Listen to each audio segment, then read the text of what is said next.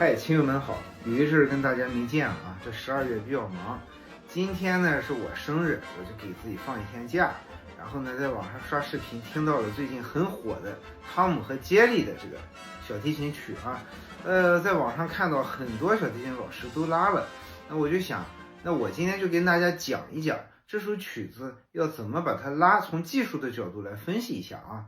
好，那我们现在开始。这开头吧是个弱起。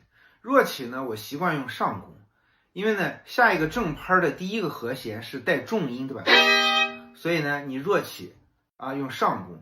关于这4个音弱起的音呢，一般的指法就是，对吧？但你想这个曲子很快呀，标记的速度是140，对吧？所以你1、2、2、3呢就有点容易乱。那么我觉得呢用1、2、3、4就好，它都是半音，对吧？1、2、3、4，然后再接。然后在下一句呢，我建议也是不要用1、2、2、3这种，你就在这儿换到2、8。为什么呢？因为接下来为后面的用2把位做铺垫，因为我们看到这首曲子里面有很多4指的音哈，那1把位就是4指，2把位就是3指，它比较好揉弦。你比如说接下来这个4/4拍这个小节就是什么？对吧？就是用2、3指多一点，而不要用4指，好吧？那连起来。